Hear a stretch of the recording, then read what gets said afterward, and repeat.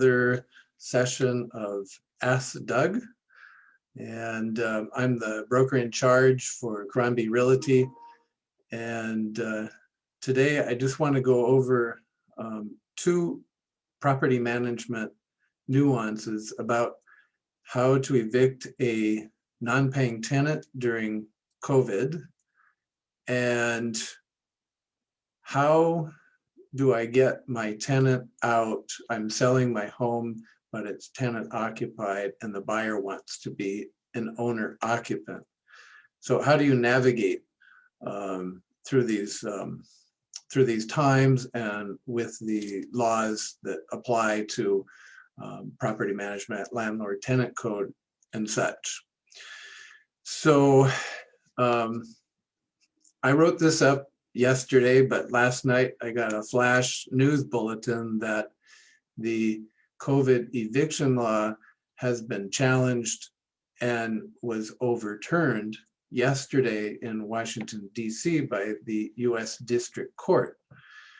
So I'm not sure how that's going to play out, because not only are there federal laws, the one that was just thrown out, but there might be an appeal, but then there's also state laws. So I guess we just have to stay tuned. But I'll tell you how to play it just in case the state law still prevails. Not sure how that works legally, but if it does, we're going to go over what you do. So, okay, so here's a scenario. You have a tenant that's not paying, and for whatever reason, he can't get any sort of assistance from like Catholic Charities or some of these rental assistance programs for COVID tenants, and you're just not paying. So what do you do? Well, technically, you can't do anything. There is nothing for you to help you. So the only thing you can do is, during this whole past year, and I would still be doing the same procedure now until we're sure we're out of COVID danger, it's how you write your contract. So I'm going to share the screen with the normal Hawaii Board of Realtor rental agreement and show you what I mean here. So let me share screen. Rental agreement. Okay, so here's the normal rental agreement, standard Board of Realtor form, and it's number 6 that you want to look at. And number 6A, the fixed rental agreement. You want to make sure that you have a fixed rental with a fixed time, and the tenant must leave on a certain date. So if you do a new one, you want to make sure it's a fixed rental, no month to month, and no rental extension. You see this underneath A here, rental extension. You want to make sure that you do not do a month-to-month extension. It must be a fixed term. If the tenant's not paying and you get to the end of your fixed term, then you have them leave. And if they don't leave, you can evict them. You can. So you want to make sure, even if you do a short-term time period, like you want to do 30 days, don't do it month-to-month 30 days. Do fixed 30 days or fixed 45 days or whatever time period you want. Fixed 5 months, fixed 8 months, 9 months. You want to make sure that it's a fixed, no month-to-month, and no month-to-month extension. Okay, that should be very clear, but that's how you do it. Okay, so the next part is what do you do if you're selling your home or condo and you have a tenant, and let's be extreme, let's say you have a 5-year lease. Okay, traditional scuttlebutt on Oahu with the brokerage community is that you must step in the shoes of the landlord and honor the lease. That's landlord-tenant code. Well, yes, that's true in part, but there are exceptions. And I'm going to share a screen again to show you what the exceptions are and what you can do. So here. All right, so number 2, the landlord seeks in good faith to recover possession of the dwelling unit for immediate use as the landlord's own abode, their home, or that of the landlord's immediate family.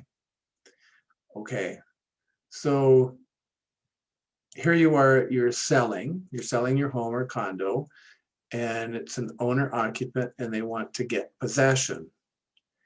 The landlord tenant code allows for you to break the lease. Remember, the tenant has a 5-year lease in this scenario. They have a 5-year lease. You're in the first year of the lease and you sell it, and the buyer gets possession, and they can give them 45-day notice to vacate, and the lease will be broken. It must be for them as an owner occupant or their immediate family. Wow. So you can continue to sell and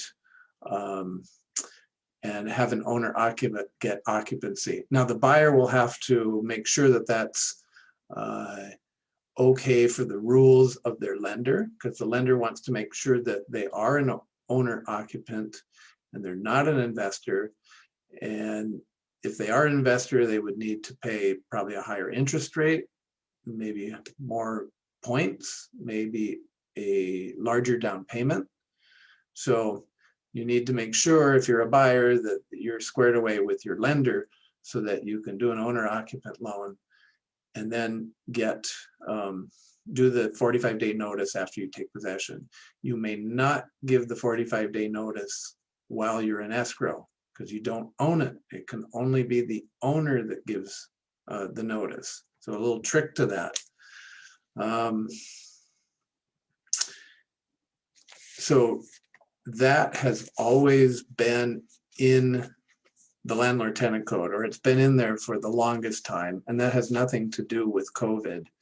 That's just how you get how you're able to legally break the lease of a tenant that's currently in the property.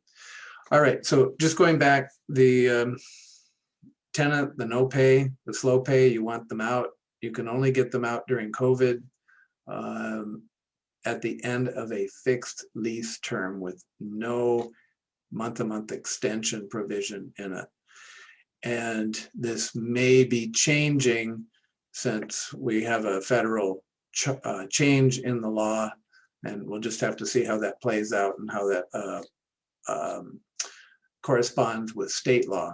Because currently in Hawaii, the state eviction moratorium runs till the first week of June of this year, and the federal had been set at June 30th, but that might have changed or in the process of being changed.